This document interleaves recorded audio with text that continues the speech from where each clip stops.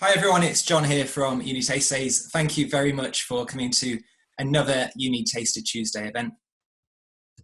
This is now our third UniTaster Tuesday. We're running these every single Tuesday at 12 p.m. So if you like what you hear today, please join us next week as well. It's a great opportunity for you to find out more about all aspects of university guidance. Firstly, I just want to say hello to the speakers that are joining me today. We're going to start today with Chris from Edge Hill University. Chris is going to run a really fantastic session on essentially for you guys making the most of now. Then we're going to be joined by Emily from Pearson College London. Emily is going to talk about a subject I get asked about loads, and that's degree apprenticeships. I'll introduce them for you. And then last but certainly no means by least, we're going to be joined by Oliver Rossetti from the University of Leicester. And Oliver's going to give us some really good tips on researching university to make sure that you go on to make really good university decisions in the future. A few bits and bobs before I start from me. Firstly, to provide some structure to today, each of the speakers are going to be doing a session for about 10 minutes, introducing university to you. Then we'll move on to the next speaker. And then right at the end of the three sessions that we've got, I'll also ask the speakers just to do a quick introduction to their institution. So the reason that we do that is just to give them an opportunity to in 1 minute, just tell you about their institution, given that open days in terms of on-campus open days aren't going on at the moment, just so you've got an opportunity to find out more about Pearson College London, Edge Hill University and the University of Leicester as well. I should say as well, there's a Q&A open throughout. Last week, the Q&A was incredibly popular. We had over 100 questions on the Q&A, so that's absolutely wonderful. Please do ask speakers your questions using the Q&A. How it works is essentially there's a tab at the bottom. You just post the question there. It's absolutely fine to post them anonymously. In fact, I'd encourage you to post anonymous questions. That's absolutely fine. And then how it works is we answer the question and then the question goes live when it has an answer with it. Over 100 questions last week, so we'll be working through Emily, Chris and Oliver, as well as myself, we're working through answering the questions as fast as we possibly can. To give you a quick shout out in terms of upcoming events that we've got before we kickstart with this one. Next Tuesday, I'm joined by Liverpool John Moores University, the University of East Anglia and also the University of Southampton, looking at new aspects of university guidance, which includes how to prepare for university, a bit on UCAS as well. But I'll let you have a look at those details. I won't use this opportunity now to tell you more about that. We've also launched a subject series of events, which is another great opportunity for you to find out more about particular subjects when it comes to university. They kick off next week with a session on medicine and health. Now, when I say next week, it's still Tuesdays, just later in the day at 3 o'clock for the subject specials. So medicine and health next week. That's the 19th. The 26th, the subject special is engineering.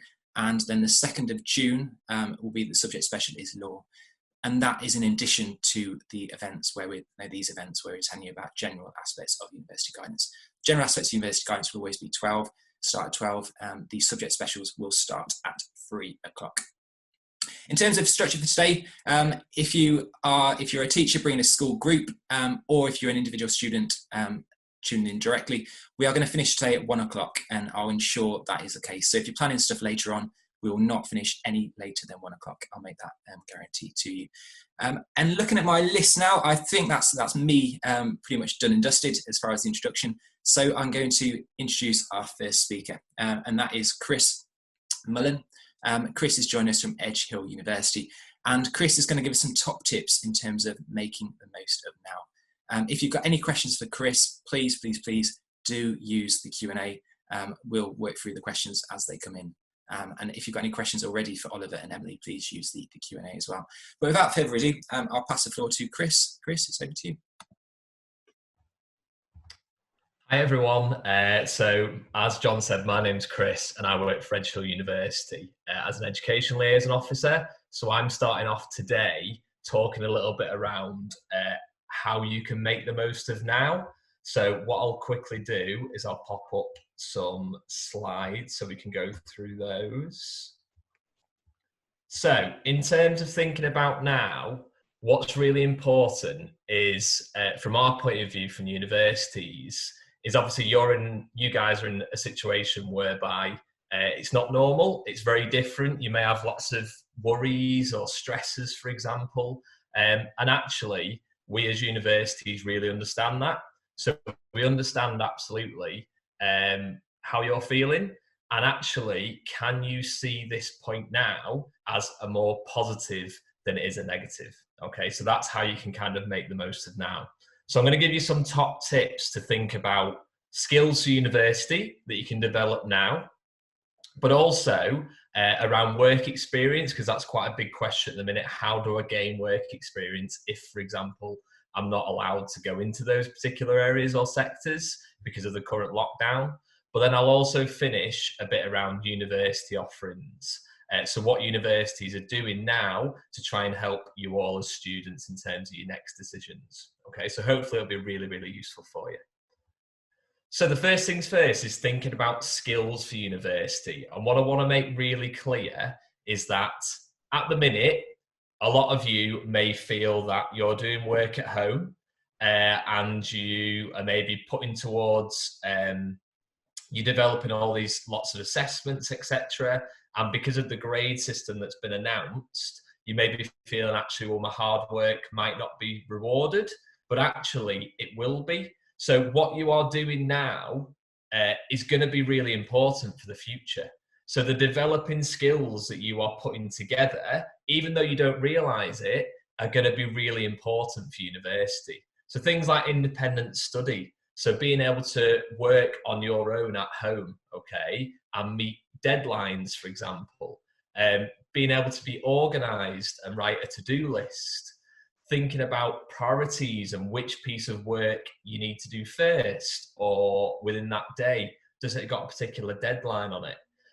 But also having to be communicative as well. So through virtual efforts, but also through phone, for example. So all of this is developing your maturity. And for your next step at university, all these skills are going to be so vital. So what you are doing now is going to be fantastic and is going to help you brilliantly for your next step into university.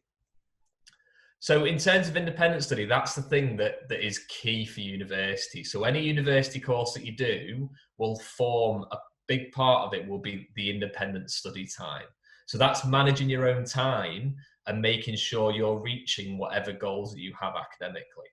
And it's without anyone to push you. So that's why it's independent study, okay?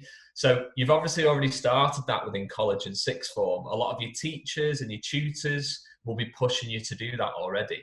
But that's something, and the reason they're doing that is because that's going to massively help you when you get into university, okay? So what you are doing now is technically independent study.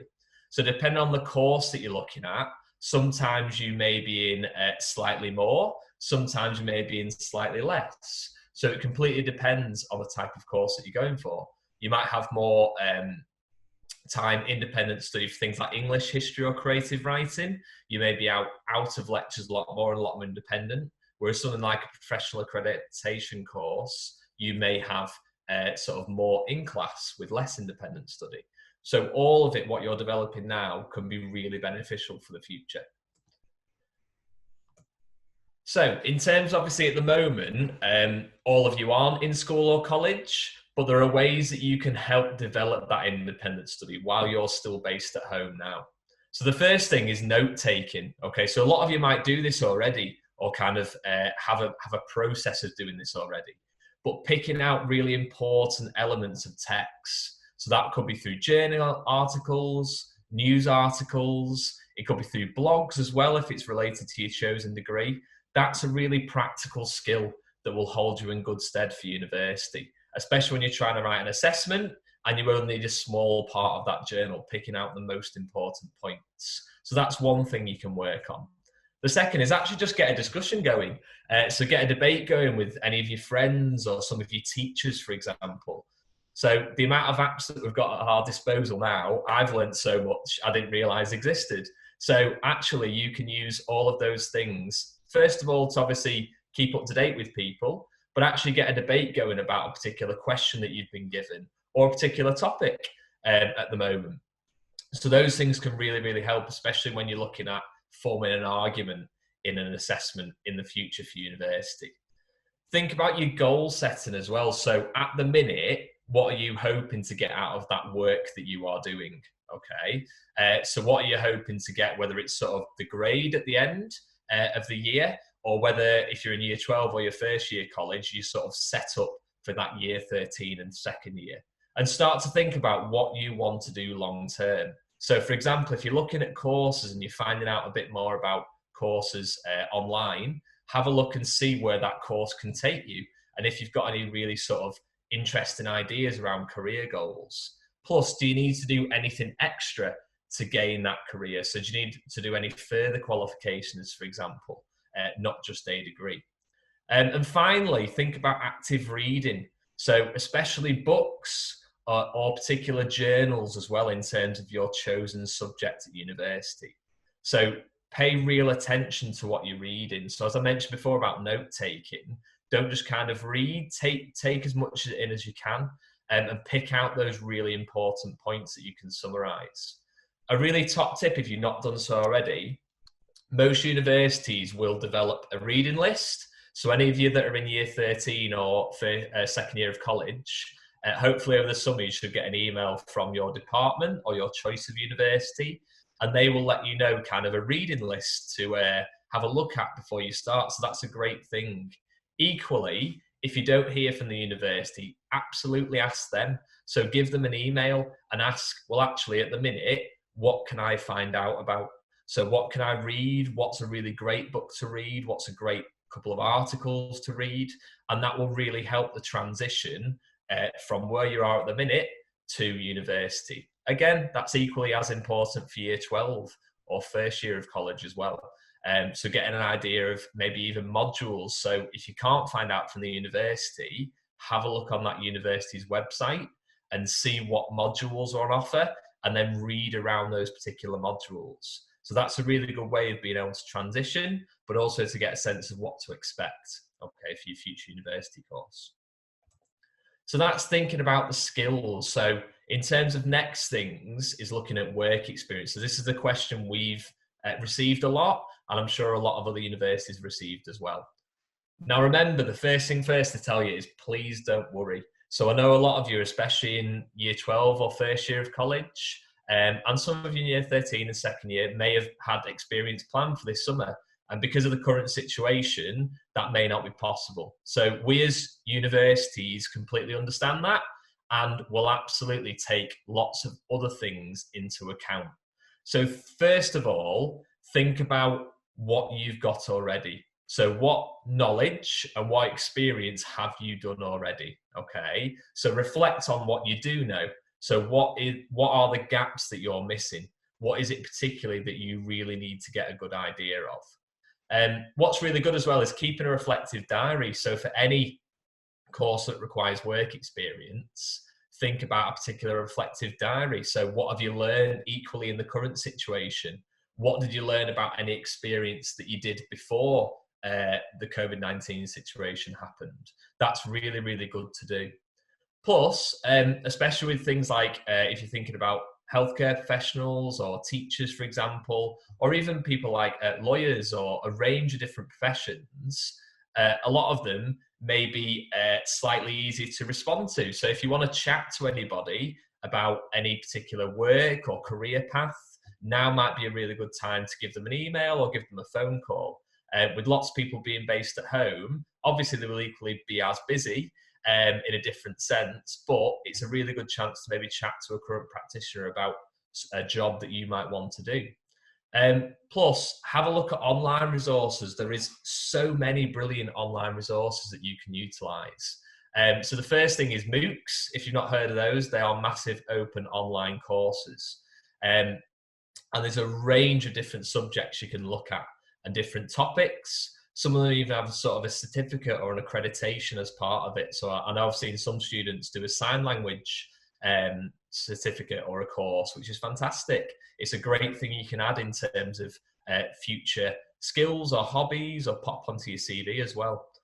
Some unis are doing kind of work experience courses. So it's like an online work experience course. I know one of them is something called Observe GP. So for any budding medics out there, that's from the Royal College of GPs.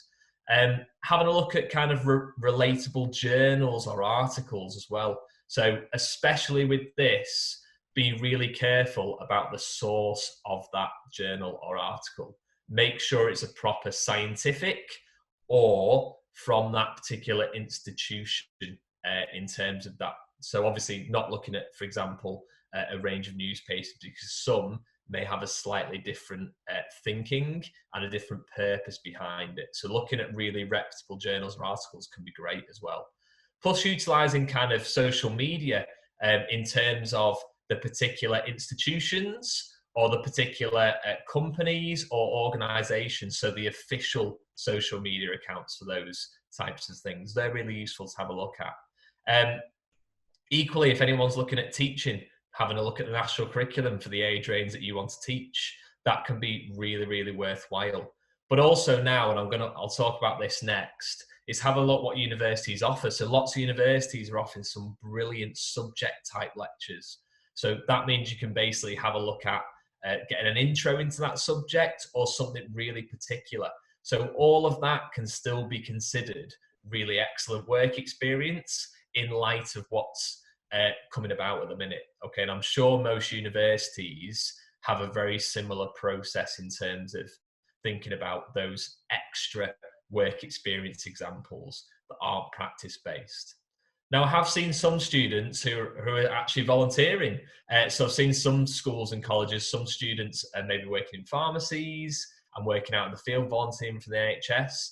And absolutely, that's absolutely fantastic. But please only do that if you want to and you can do. Okay, so it's not essential because of other things that you can utilise and because of your own health and safety.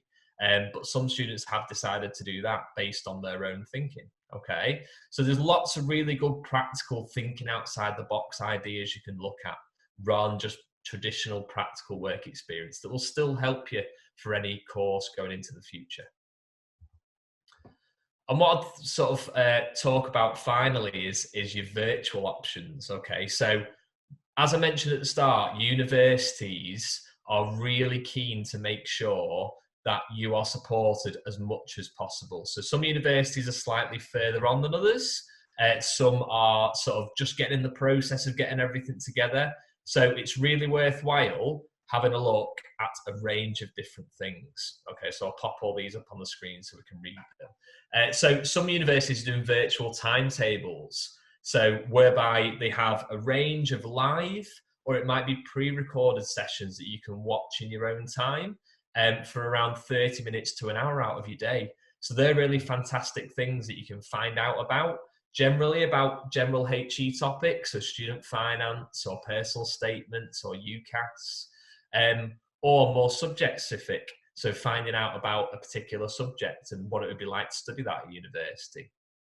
Lots of unis have some absolutely brilliant virtual tours as well. So you can actually see the campus in person, whether that's a video being delivered by a student guide, or whether that's an actual sort of 360 where you can move around like Google Maps. So please do have a look at those. And a lot of universities include kind of accommodation on there as well. So you can see accommodation firsthand as well. Some universities are even being particularly clever about podcasts as well. So university staff or staff from the sort of role that I do talk about various topics relating to HE. And sometimes for a lot of students, I know it really helps me, just listening to someone can be a little bit better than watching a presentation. Some companies as well, so for example, some of you might have had a chance to go to a UCAS fair before lockdown occurred, or some of you might have been planning to go to a UCAS fair. UCAS and both UK University Search, which are two big companies, they're actually offering virtual fairs or some form of virtual fair.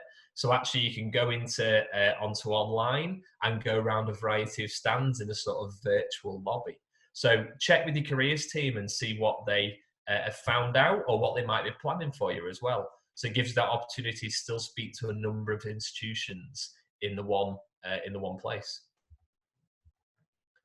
But also think about, I know sort of questioning in particular is really important. And some of those questions, you might not think they are sort of important, but actually every question is important to us as universities. So lots of unis are offering a live chat facility or you can email the admissions team if you're worried about anything. So anything that you want to ask about, I promise you that there is never a stupid question. If it's really important to you, then it's important to us as universities. So please do get in touch with any questions that you might have. And a lot of universities might do kind of include students in that as well. So you can actually ask students about, student life or a variety of things, okay? Utilize social media too. So have a look at, especially for those of you in year 13 or second year of college, have a look at the induction week or freshers pages on Facebook or Twitter. But also for year 12 and first year college students, have a look at student life through Instagram, through Facebook, through Twitter. And that links in with student blogs as well. So think about lots of universities offer a variety of different blogs on the website written by students. So you can find out a bit more about that nitty-gritty of day-to-day life in terms of student life. Plus, if any of you were planning to do maybe a virtual residential or a physical residential, before obviously lockdown occurred, lots of unis now offering that virtually. So I know it won't be exactly the same experience of living away from home for a couple of days and then studying a subject that you want to do.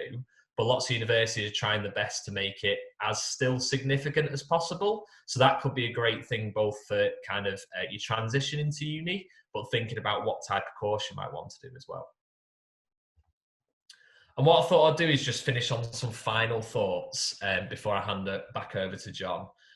So just to know, I know a lot of you will know this already, but for anybody in year 13 or second year of college, UCAS have now extended the deadline that you have to reply to your offers. So basically you're looking at that first bullet point on the screen.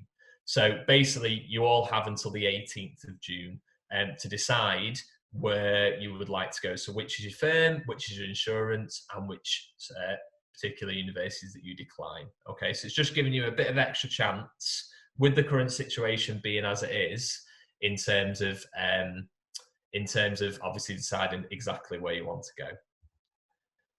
And also think about other things as well. So this is for all students. So have a look at, accommodation. So using those virtual tours, having a look at what might fit your budget as well. Check out as well, a lot of students don't get the chance to do this, but because you're based at home and you may have slightly more time than you would normally going into school or college, check out that city or town as well. So don't forget about the place that you want to go to. So what is on offer that's really close? Think about student finance as well. So anybody in year 13 or second year of college, you can apply for student finance. You've got until the 22nd of May to apply for that. If you're in your first year of college or year 12, have a look into what you might be able to get based on parental income. So there's a really good website called Student Calculator, and you can actually work out how much money you might have at the end of the month based on all the costs that are coming out as well. Plus, prepare for a plan B as well. So if something doesn't go right on results day, when you come to results day, have a backup plan. So you've got that time now to think, actually, if, for example, I did go into clearing, what university might I want to go to, or what course might I want to do instead? So you've got that chance now to research a little bit in more depth, to have that plan B, just in case plan A doesn't work out. But keep in touch with your careers advisors as well and your careers team, because they will keep you absolutely up to date with any opportunities, and take those opportunities as well. So it's only going to benefit you the more opportunities that you take, especially around making that final decision, okay? And for now, just to finish on, is that, as I said at the start, it's obviously a very negative and very sort of apprehensive and anxious feeling at the minute, but actually for all of you students, take it as a positive. Use this time now to really find out exactly what you want to do and exactly where you want to go by doing that research. And that will hopefully really help your decision in the long run. So thanks so much for listening, and I'll hand back over to Jon. Thank you very much, Chris. Fantastic session. Really, really enjoyed that. Chris, you'll notice if you go straight into the Q&A, there is a lot of questions already coming in for you. So anyone that is interested in asking Chris a question, please do use the Q&A. But brilliant, Chris, thank you. If I can just introduce our next speaker straight away. That's Emily Lawrence. Emily is joining us from Pearson College London. I've got to say, I work with schools a lot, and there's one question that I get asked about a lot, and perhaps my advice isn't as good as other areas because I've not done a degree apprenticeship. I've been to university and I've worked at universities, but degree apprenticeships is not my expert area. So I'm fantastic. I'm really, really happy that we've got Emily joining us today. Emily doesn't just work at Pearson College London, she's actually a degree apprentice as well. So it's wonderful we've got, I would say, a real degree apprentice with us, but it's very rare you have the opportunity to speak to someone who is doing a degree apprenticeship, probably because they are so busy, as Emily will tell you about. So I'll pass you straight over to Emily if I can. Emily Lawrence from Pearson College London. Just going to pop this on. So as Jon said, I'm a degree apprentice at Pearson Business School. At the moment, our degree apprenticeships are just in business management, but I'm going to give you an insight into sort of a day-to-day life of mine and some top tips as well. So for those of you who are a little bit unsure on what a degree apprenticeship is, it's a new route into higher education. It allows you to combine both your university studying with your working role. So you have 50% of your modules based around work, as well as 50% of your core modules, and I'll go through that in a little bit more. So this is a generic overview of some big differences between studying a degree apprenticeship and a traditional degree. With a degree apprenticeship at Pearson Business School, you'll be working 4 days a week. That's Monday to Thursday, and then on a Friday you attend university and do your independent study. Your attendance at university is attending seminars, and you watch your lectures online and do reading, seminar prep, all things like that in your weekday evenings or your weekends, whatever works best for you as an individual. Whereas your traditional degree, you'll be in Monday to Friday, attending lectures, seminars, everything like that. So that's a big difference there. It's more remote doing a degree apprenticeship. With a degree apprenticeship, you don't get your long holidays like you would at university. So you get your 28 days annual leave. And my degree apprenticeship I'm on, I actually study over the summer as well. So to reduce the workload, I study 2 modules a term rather than maybe 3 or 4. So it's split out over autumn, summer and spring, and I have 28 days annual leave to take in between uni terms. Whereas a traditional degree, you would get your long Christmas, Easter and summer holidays.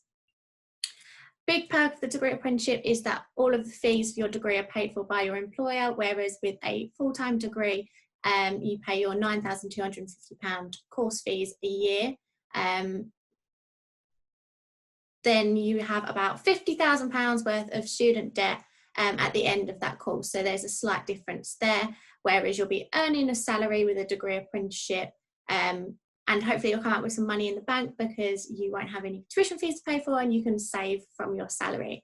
So it's a little bit different.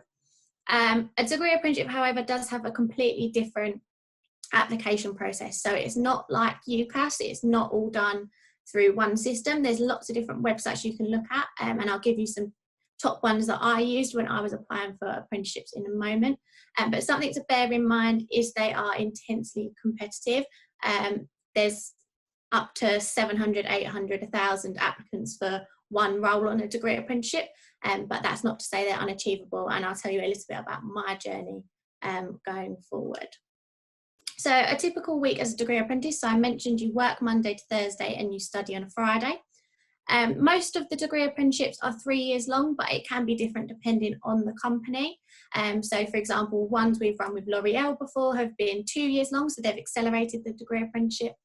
Whereas one we run with TfL has been 4 years long, as they spend a year working at the train station doing placement. So it's a little bit different, but majority are 3 years long, the same as a standard degree. I mentioned that 50% is work-based, so you have what are called contextualised learning modules. So they can be things called self-managed learning or introduction to research or a consultancy project, and it's a research project that you conduct at work that's beneficial for either your team or your company as a whole that you work for, that's something of interest. And it requires things like a literature review, like standard coursework, and you might have to do some primary research and come up with a solution to present to your company as part of that research project. So that helps with your work-study balance. Because it's a work project, you can complete that during work time as well, as long as it's agreed with your line manager. Assessment-wise, it's a mixture of coursework, presentations, exams, and group work. So it's trying to apply the real world from not only your work, but to your degree as well. So there's a mixture of different examination techniques. This is the scheme I'm on. I'm known as an international rotational degree apprentice. So there's 3 of us on my scheme at the moment. And there was something like 700 or 800 applicants for those 3 roles. So it was a very highly competitive scheme to get onto. However, I'm a real advocate for the fact that I haven't got the best A-level results. I did A-levels. I was predicted BBC. However, my A-levels didn't go to plan. I got CDE at A-level, which wasn't what I was predicted, wasn't what I was aiming for. However, I did my best, and I've still ended up on an amazing degree apprenticeship scheme because of other employability skills that I had, which are really, really invaluable to employers and for proving that you have what it takes to do a degree apprenticeship. So I definitely recommend taking advantage of all those tips that Chris was just talking about, in terms of building those employability skills and making the most of your time now to build on those, even if you might not have opportunities such as work experience. Mine is 3 years long, my degree apprenticeship, but I also get my BA in business management alongside chartered management status through the CMI, so I'm going to get an extra qualification as well, which is really, really exciting. Last year, I spent 6 weeks working in the Philippines as part of Pearson's HR department to get some experience in a different role, which is something completely different to what I do on a day-to-day basis. So when I'm working in the UK, I do outreach. I attend a lot of careers fairs, UCAS fairs. I go to schools and do workshops and presentations. So it was something completely different to what I was used to, and it's really helped build my confidence in so many different areas, give me an understanding on different areas of the business. And when I'm sat in my seminars discussing theories that my tutors have spoken about in lectures, I can apply it to a much wider range of things now rather than just my usual day-to-day role, which was really, really exciting. But that's just a little bit of a background about me and what I'm doing as part of my apprenticeship. So a degree apprenticeship isn't right for everyone. It's something you definitely want to take the time to think about. It is a lot of hard work. You are in a full-time job, you take risks, you get rewards for those, you are learning on the job, and it's a very tricky application process. But if you've got employability skills like time management, so making a plan for when you can study for your degree outside of your working hours. So my working hours aren't 9 till 5 every day. They vary depending what school I'm attending, what event I'm attending, whether it's just an hour's talk, whether it's a whole UCAS convention. So it's being able to prioritise what you've got to do in terms of your work projects and also your degree.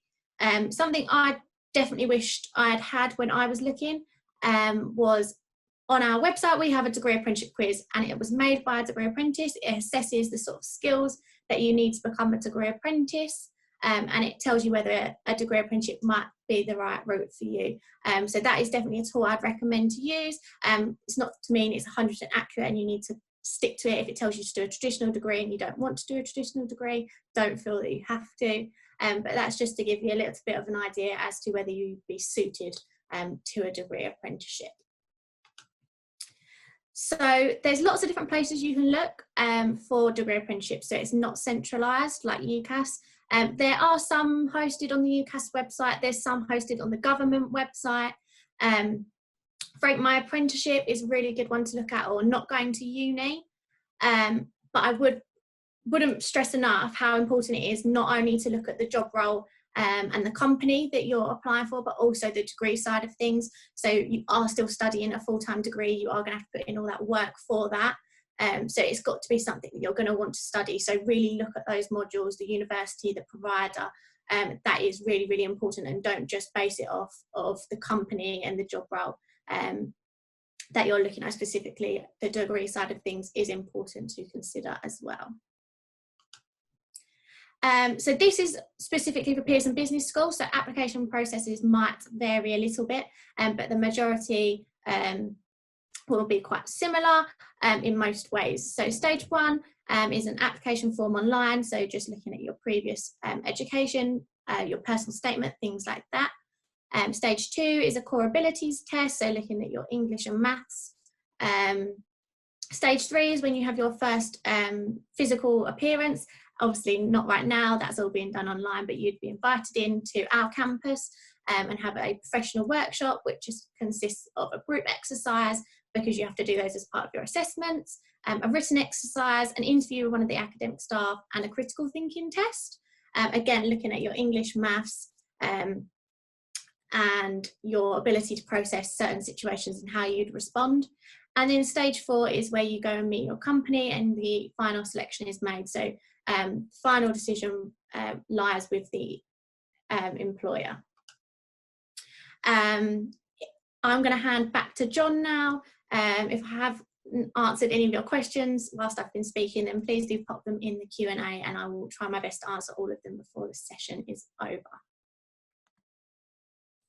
Thank you, Emily. That was wonderful. I've wrote down so much. I've learned so much about degree apprenticeships from that. So thank you very, very much. Loads of people are going to be having questions, I'm sure, about the social life and all sorts. But please use the Q&A for questions for Emily. I'm sure you've got a lot of questions about them. Wonderful. So last but certainly no means least, a really good friend of mine, Oliver Rossetti from the University of Leicester. Oliver's going to be deliver a great session on researching, which is a really nice way to finish.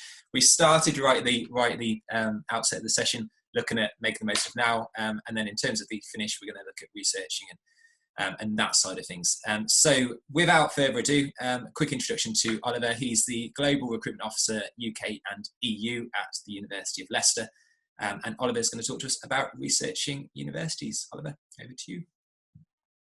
Brilliant, thank you very much, Jon, and thank you to those obviously for doing the putting their questions on the Q&A as well. Hopefully managed to answer some of those in relation to sort of looking at courses and university. I'm just going to share a few slides. Brilliant, so hopefully you should see that coming up on your screen. So just really sort of a whistle-stop tour really of sort of top tips for choosing the right course and university. Like I mentioned, there's been a few questions, so hopefully this will cover some of those. Brilliant. So this is sort of an overview of the application process, which you may have seen before. UCAS have got a good one on their website as well.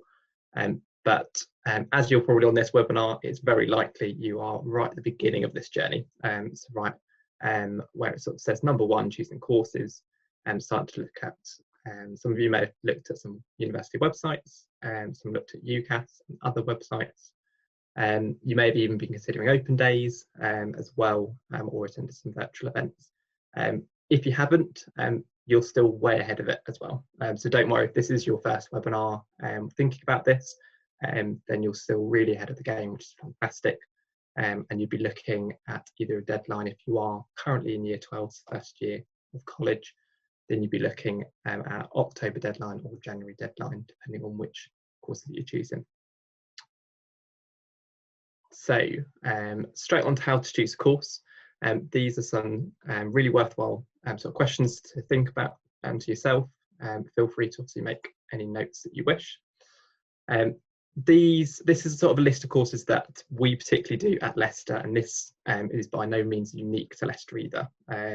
A lot of these are done in huge amounts of number of other universities. Everything from American studies you can study as a degree right down to history of art and space science, sociology, is absolutely loads out there. But those are ones that you may well have heard of, but there may well be others that you haven't heard of. So perhaps you might be interested in something like Bulgarian studies. There might be something around dairy herd management as well.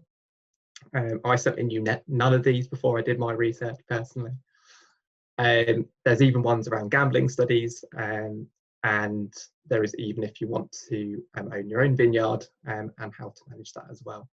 So there's absolutely loads of courses out there, and you don't necessarily have to think about the UK as well. Potentially you could be looking beyond the UK into different countries if that is an option to you as well.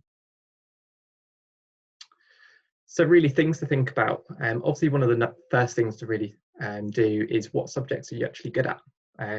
What are you particularly enjoying or have enjoyed in the past? Just because it's perhaps something you did at GCSE and couldn't take it at A level or BTEC doesn't mean that that's closed off for you for a degree either. There are still loads of courses out there that you don't necessarily have to take at sort of college or sixth form. So if there is something that you did really used to enjoy and you just didn't get a chance to carry it on, that could still be an option for you. I always use this as a little bit like if anyone's started to learn to drive or has looked at that. One of the main things that you're taught is not to look right just in front of you, that first metre or two. It's exactly the same as when you're looking to choose a course. Think about what your career goal is. So really consider, where do you want to be in the next 5-10 years? And that might well be, I don't know yet, and that's absolutely fine. The great thing and silver lining to this situation at the moment is that you hopefully have got more time on your hands to do some research around different professions, and certainly look into various companies. I think Emily touched really well on the fact that actually you really got to know the different companies that are out there. So whether it's degree apprenticeships or university, it's really key to look at what jobs make up the company. Course must be relevant and interesting to you. I think that's really key. There's a huge amount of research out there that ultimately you're not going to get as good a quality degree and come out with a first or 2-1 if you don't find it really interesting. So that's really key. And making sure that whichever courses you go for, you look into all those bits of the small print. So whether they've got any field trips, placement opportunities, do they do optional modules, for example? How flexible are they? That if you are on, for example, biological sciences and you want to switch over to the microbiology course that the university is doing, for example. So look at all those little bits of detail to really get a full understanding of the different courses out there. Then create a long list of those courses. That can be as long as your arm, and then it's about starting to look at the different universities from that point as well. But really, really key is it's absolutely got to be your choice, not your friend's choice, not your parents' choice, or anybody that you're sort of influencing your university decision. Ultimately, it's great to get all the advice from different people, but it has at the end of the day got to be your choice. You could well be spending the next minimum 3 years for a degree. You could well be spending up to even next 7 years of your life going into that area. So it's really worth you make sure it is your choice. Consider how the course is taught. So there are lectures which are very similar to the picture on the left hand side, whether it's a big hall and you will have a teacher at the front who will deliver the information. So that could well be 100 people, it could well be 300 students there. So those can vary. Seminar groups are a bit smaller, so it's really starting to look at the course in more detail, understanding how many, what's the percentage of lectures to seminars, and do you get time in the labs or tutorial groups? Are there accreditations with that course as well? So if you're looking to be an accountant, what I'd really encourage you to do is look at those courses that come with exemptions for exams and for accreditations, because they're going to really help you then to become employed after your degree as well. Is the university research based and is the course research based? So what you don't want to do is you don't want to be necessarily going to do a technology course, but working on technology that's 10 years old, because that's not going to help you when you go and get your first job out in the world of work. So is research informing the course? Will you have the opportunity to even inform the research? That's something, if you're really particularly interested in being at the forefront of your sector, then looking at those more research-based courses might well be the decider for you. Consider how it's assessed. Contrary to popular belief, universities don't just use exams in their degrees. Now, some may well have more exams. So off the top of my head, law and science courses will typically have more exams.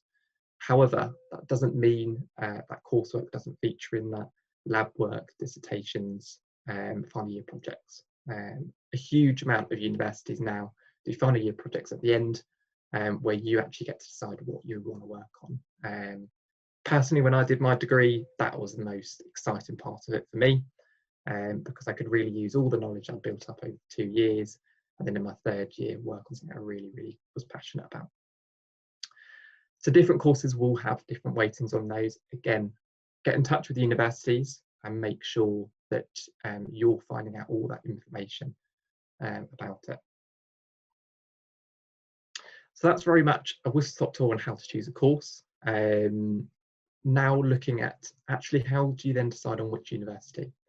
So there's loads of, for example, psychology courses out there. They're all going to be named the same. For example, there'll be a huge amount of BA psychology courses, but they will all differ slightly in the course content, but also the university as well as a community. So location. Starting to really hone down, do you want to go off to university and take that first step towards independence and living away from home? Or do you want to stay more local and commute into university? Both have their advantages and disadvantages. So it's really worth just looking at it for yourself and working out what do you really want to get out of your university experience. Because remember, it's not just all about the course, it is also about the social life aspect. It is about all those skills that Chris built upon around what you could be doing now. It's further building upon those as well. Thinking about whether you want to be in sort of more of a countryside, rural setting, do you want to be in a town or a city? I personally came right down from the smallest village you could ever imagine, about 40 minutes outside London, and I moved up to the Midlands and have stayed here ever since, because I've loved the idea from being from a small village to actually now living in various different cities, and I like that atmosphere and having that difference. And so that worked for me, but you may well want to do the complete opposite, or you may want a similar experience, but perhaps just a different city. How easy is it to travel there? So think about, do you want to be just far enough away from home where you could come back for the weekend? Or do you want to go halfway across the country and completely have that independence fully away? Think about how much support that you'd want at university as well from those that you're currently living with. Think about the average living cost as well. So for example, in London, there is always slightly higher cost of living there, but student finance does help with giving you a bit more to compensate for that. But outside of London, others more in the city, you may well find living costs are higher. You may find some cities a bit cheaper. So doing your research there as well is really key. Really crucially, and a lot of students forget this, is think about, you may well not think, oh, I'm going to stay in that city where I went to university after my degree. However, you may well, if you choose a city that's closely matched to the career area that you're going for, then you may well suddenly find yourself there for the next 10 years. For example, you wouldn't want to go and necessarily do a film production course out in the middle of the Highlands in Scotland, because there's going to be very, very few, if any, companies to work for after you graduate. So just considering what companies, again, are around that area of the university.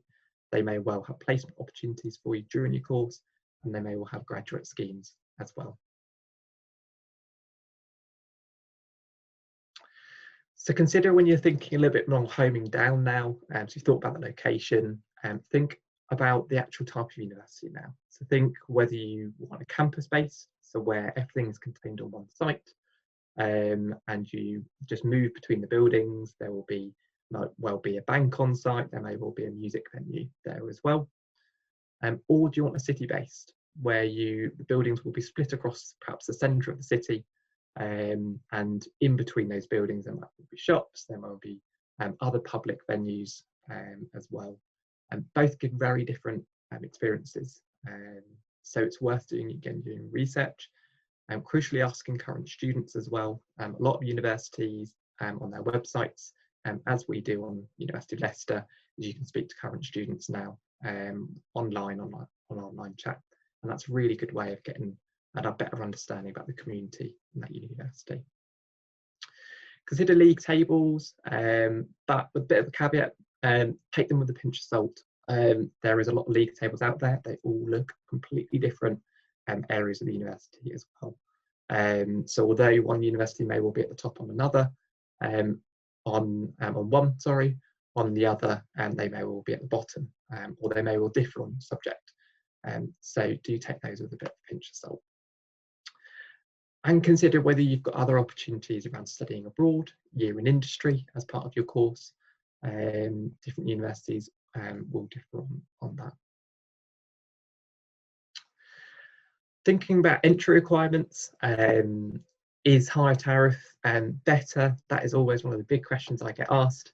The simple answer is absolutely not. Don't always consider as whether a higher tariff is going to give you the better university experience. That's really where your research is going to come into it, about the lectures, seminars, what support there is on offer, thinking about sports facilities, scholarships, looking at the wider picture. Don't just consider that just because they're asking for A stars at A level, that necessarily means they're the best at your subject. Thinking about social life as well, just think about, again, that level of support. Every university is going to have a students' union, and there's going to be different amounts of clubs and societies, but also think about accommodation. Certainly at Leicester, and I know other universities do as well. We'll have sort of halls of residence, sort of advisors there as well, and they'll put on extra events to help you sort of make friends, particularly if you're living away from home. So again, looking at the Students' Union website is a really good way. It's normally separate from the university, because they will be independently run. So it is about you being unique and standing out. So some practical tips really for researching universities is creating yourself a table. Use ucas.com university websites and ask as many questions as you can. But create a table with the name of the university, course title and UCAS code, entry requirements, the really key bullet point information about the course, the location, and anything else that you want to know as well. So there's a bit of a mock-up of the table I've created. So you may well fill this to your heart's desire. There may be loads of bullet points, or you may just want to hone down on those really specific things that really attract you to the course. But that's a really easy way of starting to put this all together through your research. So that really brings me to the end. It's a bit of a whistle-stop tour, but do feel free to put some of your last questions through the Q&A, and I will pass back over to Jon. Thank you very much. Thank you, Oliver. Fantastic session again, and ran perfect to time. So we've got 5 minutes to go, and as I said right at the start of the session, we will finish at 1 o'clock for those that have other plans. I thought a great thing to do to finish is just ask each speaker just for a 1-minute introduction to their institution. So I'll come to Oliver first, because Oliver's fresh from speaking before, but Oliver, you just give us 1 minute, please, on the University of Leicester. Certainly. Yes, so University of Leicester, we are based, if you're not sure, based in the Midlands, right in the heart, centre of England. Loads of travel connections, right from London, Birmingham and Manchester. Have around 22,000 students, so we are quite a large university. And as I was saying about the campus and city-based, we're quite fortunate. We're a bit in the middle. So we are based in the heart of Leicester City, but have a park right on the doorstep, and our campus base. So we have things like the O2 Academy, with music artists coming in, and various sort of buildings you still move around with, so you're not necessarily housed in one building. Do courses, everything from biological sciences to astrophysics and space science, and we're currently ranked in the top 200 universities in the world, and 24th in the UK on the Times Higher World Rankings. And as a university, we're particularly strong in research as well. So we do, that research informs a lot of our undergraduate and postgraduate courses. So we're doing huge amounts around COVID-19 at the moment, and being featured quite a lot on the news. So it's worth it if you're interested to know what's going on. It's worth searching that on Google. For the last 50 years, we've had something up in space as well, which is really exciting. And we've invented things such as DNA fingerprinting, so we've got quite a huge history behind us. Finally, there's loads of different resources that we've produced on YouTube. There's a university device sort of playlist. We're doing things like parents webinar and virtual open days as well, next being on Saturday 6th of June. But as mentioned, you can speak to our current students and staff through our website, so I'd really encourage you to have a look at that as well. Thank you, Oliver. And now if I go straight to Emily, if I can, for Pearson College London, please. Yep, so Pearson College London is part of Pearson, who you might have heard of. So they own edX, they're on BTEC, and they're a FTSE 100 company. And we work with them and lots of other employers to design all of the degrees that we teach. We're quite a boutique university, so we offer like a specific range of courses. So at the business school, we do business management, law, accounting and marketing. And then we also have Escape Studios, part of us, who do degrees in visual effects, game art and computer animation. But our main focus is connecting the classroom and the industry, which is why we work with so many industry partners across both schools to design those degrees to make sure everything you're learning is what you need to know. But also, because we're such a boutique university, we're really small, so we've got about 1,200 students. You get lots of one-on-one time with your tutors. They know you on a name-by-name basis, which I really like, and it works for me. It depends on the university experience that you're looking for, obviously. But I like the fact I'm really well supported. My tutor knows me. I can get replies on my emails really quickly and things like that. Yeah, that's a main overview of Pearson College London. Thank you, Emily. Wonderful. And certainly last but not least, Edge Hill University from Chris, if I can, please. Thanks, John. Yeah, first of all, a lot of people may never have heard of Edge Hill, and that's because we're not based in a city. So we are based in the northwest of England, around half an hour from Liverpool and around half an hour from Preston. So we're a campus-based university. So we've got about 160 acres of facilities, all on the one place. And then we're next to a really nice, lovely town called Ormskirk. So there's loads of shops and restaurants and bars. And sort of on campus, it's very practical based. So we're very famous for teaching. One of the first teacher training colleges in the country, set up in the 1800s. But we do a lot of health-based courses and a lot of courses around things like law, criminology, policing, psychology as well. And we're very unique in that a lot of our students generally come from the northwest, but over the past few years, we've seen a lot more who've found it really useful to come from other parts of the country. So if you like sort of that campus environment, but you also want to be close to the city, as I say, Liverpool's half an hour and really easy to get to on the train. So that's a little bit about Edge Hill. Thank you, Chris. I always find the Q&A really tough because I'm doing loads of clicking because it comes back to me and I unmute myself, etc. So thank you very much, Chris. That's wonderful. It's 1 o'clock. We are finished dead on time, which is wonderful. We have stuck to schedule. Just a final one from me. We're running these sessions every single Tuesday until September. Different universities every week, different subjects every week. Really hope you find it useful. Next week at 12, we're joined by the University of East Anglia, University of Southampton, and Liverpool John Moores University, looking at UCAS, looking at preparing for university, looking at different types of courses. Next Tuesday as well at 3 o'clock, we've got a subject special on medicine. So if you are available, please join us. But that's it from me. A massive thank you to our speakers, Chris Mullen, Education Liaison Officer at Edge Hill University, Emily Lawrence, Student Marketing Assistant and a current degree apprentice at Pearson Business School. And last but certainly no means by least, Oliver Rossetti, Global Recruitment Officer, UK and EU at the University of Leicester. We've answered all the questions in the Q&A, which is wonderful as well. Please do join us next week if you can at 12 for the general session or 3 for the medicine. But a final one from me. Hope you will stay safe and fingers crossed. I'll see you next week. Thanks again. Goodbye.